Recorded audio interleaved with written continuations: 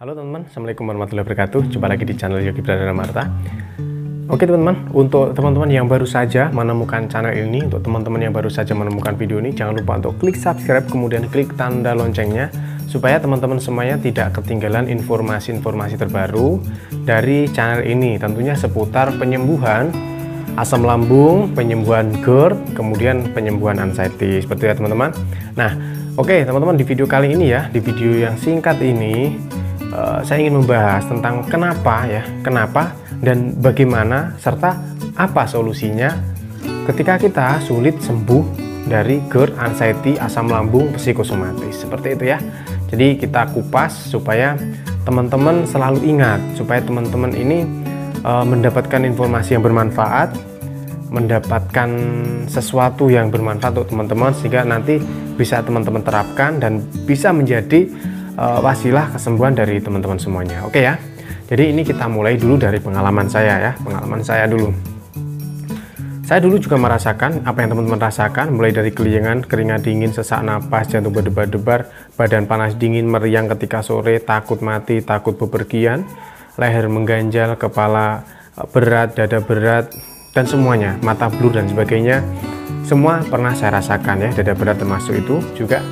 Saya pernah merasakan semua itu teman-teman. Nah, setelah semua itu saya lalui, semua itu saya pelajari, ternyata ada beberapa cara untuk sembuh, untuk keluar dari masalah asam lambung, GERD, anxiety, psikosomatis, seperti itu ya teman-teman.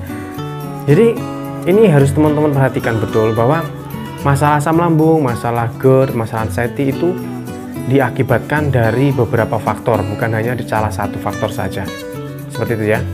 Faktor makan, faktor pola pikir, faktor pola hidup, seperti itu kan. Nah, ketika kita ingin sembuh dari masalah asam lambung, tentunya kita juga harus memperbaiki beberapa pola yang salah tersebut. Gitu, teman-teman. Di antaranya pola pikir, pola makan, pola hidup, dan religius, seperti itu tadi. Jika kita mengobati salah suatu misal kita obati pola makan aja ya, kita perbaiki pola makan kita udah baik, seperti itu. Tetapi ketika pola pikir kita tidak bagus, padahal lambung itu sangat erat kaitannya dengan pikiran, seperti itu, maka kita juga nggak akan berhasil.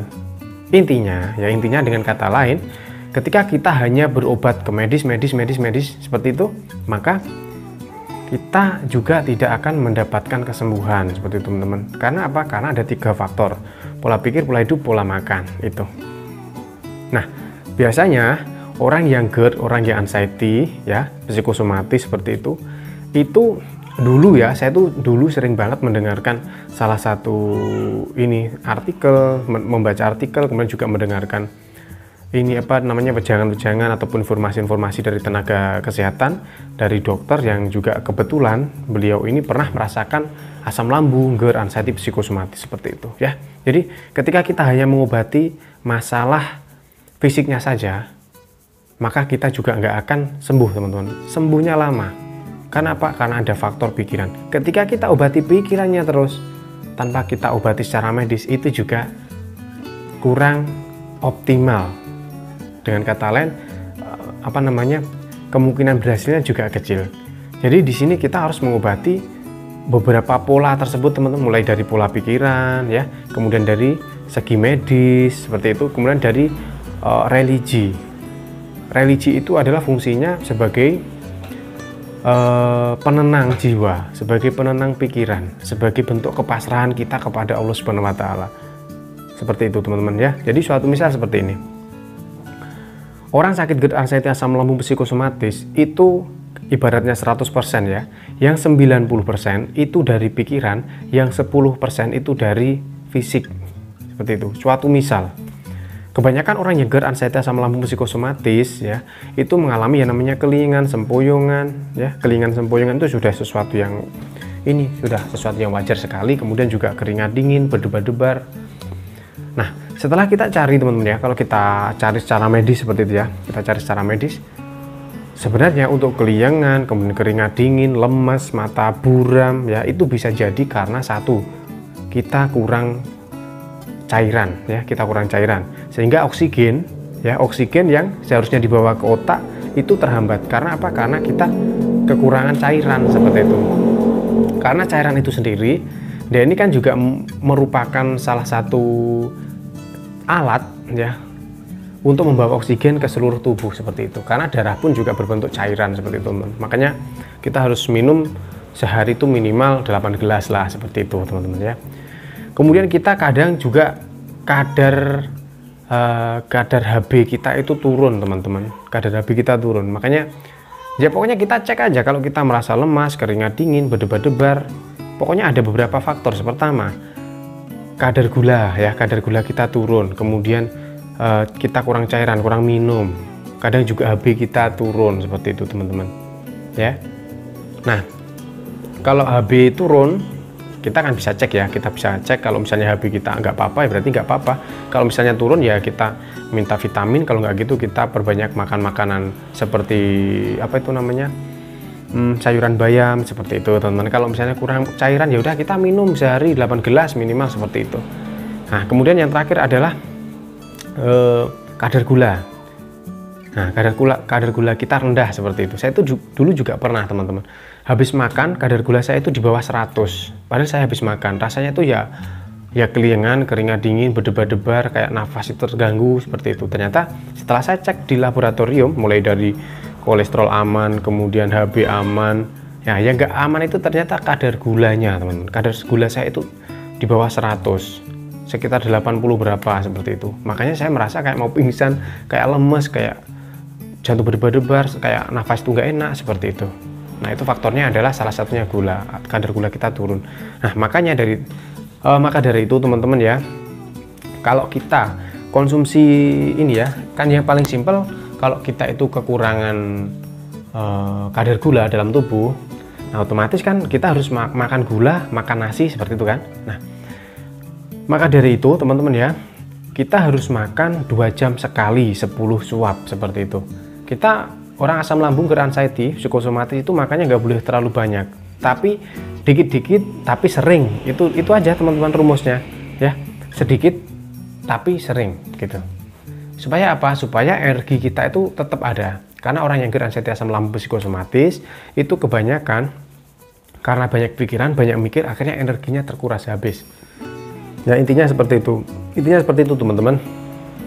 Nah, kemudian kalau kita simpel, kita nggak bawa makanan, ya udah kita bawa yang manis-manis. Tetapi perlu diingat, ketika kita minum gula setiap hari itu kan kadang kurang baik seperti itu, teman-teman ya. Makanya di sini saya hadirkan madu istighfar seperti itu ya. Madu istighfar ini madu rendah gas, kemudian sangat berkualitas. Saya pilihkan khusus benar-benar untuk mensuplai kebutuhan para penderita asam lambung seperti itu, teman-teman.